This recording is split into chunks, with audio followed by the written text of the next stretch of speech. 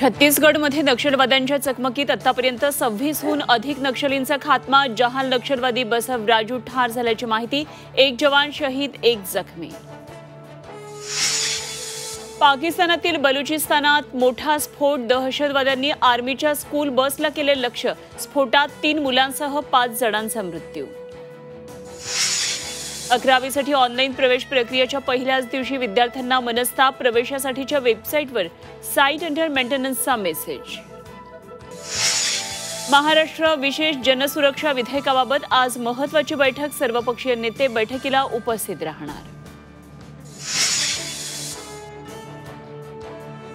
पालखी प्रस्थान सोहळा महिन्यावर आला असताना प्रदूषणाने इंद्रायणी पुन्हा फेसाळली। पंचगंगेलाही प्रदूषणाचा विळखा। अवघ्या 2 तासांच्या पावसामुळे पुण्यात प्रशासनाची पोलखोल। सखल भागात साचलं पाणी। पुणेकरांचा कारऐवजी बोटनं प्रवास।